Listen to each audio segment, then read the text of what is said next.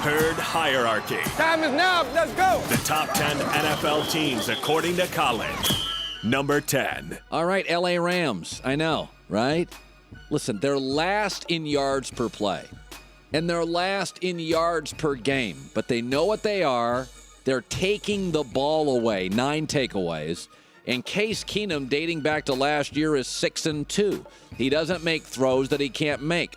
So the Rams, who are very good in a tough division, they're not going to go away. They're going to be in games. And if you can be in games late, you can win games late.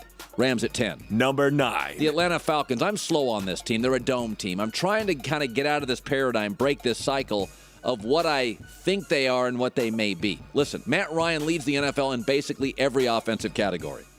They've got the most points through 4 games. And they've done it against teams like Carolina that have a real defense. But I'm stuck thinking about Matt Ryan's inability to push the ball. They're a dome team that tends to erode over the course of a season. I'll have him at 9. I'll wait and see. This Denver game will speak to some of my fears, I think. I think Denver has a chance to win that game. Number 8. I don't think the Raiders are a Super Bowl team. I don't think any team I have at 8 is going to win the Super Bowl.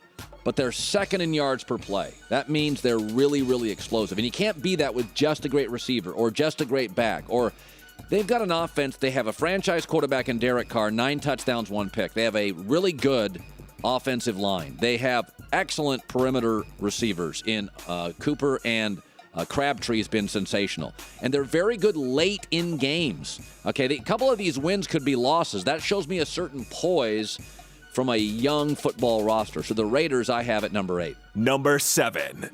You know, again, with the Dallas Cowboys, I don't love their front office. I think there's too much chaos. But here's the stat that I can't criticize. They're first on 3rd down conversions. That is a huge accomplishment. And they've had injuries on the offensive line. They have a rookie quarterback and they have a rookie running back. And they're first in the NFL on 3rd down conversions. They have the most 14-play drives, 10-play drives in the NFL. They have 14. Now think about it. A 10-play drive, that is a long drive in the NFL. They got 14 of them. That leads the NFL.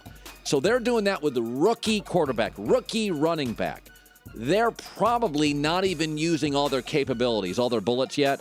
I can't get past that. That's a very impressive thing by the Cowboys, number 7. Number 6. I think the Steelers have a veteran quarterback and some of the same qualities the Cowboys do. They're second in 3rd down conversions. But I would expect that from Big Ben. I would expect that from a more veteran quarterback. Here's where I don't like the Steelers.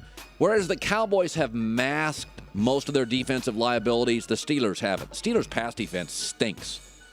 They're giving up 320 yards a game. Now, some of that's just Carson Wentz, but they got to get the back end of their defense figured out. Steelers at 6. Number 5. Philadelphia Eagles. Listen, this defense has Fletcher Cox, and everybody's paying attention to Carson Wentz. And they are number 1 in the NFL in time of possession. That tells me the offensive line is a really solid offensive line, above average. But you got Malcolm Jenkins and Connor Barwin and Brandon Graham and Fletcher Cox. It's this defense that's really impressive. They've only allowed, look what they did to the Steelers. They're only allowing 9 points a game. That's the number 1 defense in the NFL. And outside of Fletcher Cox, you don't know who a lot of these guys are. Their front 7 has been so far this year absolutely phenomenal. Eagles at 5. Number 4. I'm going to go with the Seattle Seahawks, who share some of the same qualities of the Philadelphia Eagles, but instead of Carson Wentz, I get Russell Wilson, a veteran. Now, here's what I worry about Seattle. Their 3 wins are against teams that are a combined 3-9. So they're beating the dregs of the NFL. But here's the stat I love. They're 4th in sacks and 2nd in yards per play allowed. So it's hard to get yards on them. They've got a very good pass rush. They put pressure on your quarterback. I would like to see them stack up another quality win. Seahawks at 4. Number 3. At this point, it gets pretty tight because I've always said the teams 1 through 4, I think, are the teams I like for the Super Bowl. So I have the Seahawks at 4. I'll have Denver at 3. Listen, again, they're kind of the opposite of Atlanta. They're number 1 in everything defensively. They're number 1 in sacks. They're number 1 in yards per play allowed. Number 2 in pass defense. 5th in points a game. So this week, the leader in all the offensive categories, Atlanta, meets the leader or near leader in all the defensive categories in Denver. I think Paxton Lynch probably plays. That's a big disadvantage to me. Denver with a rookie quarterback.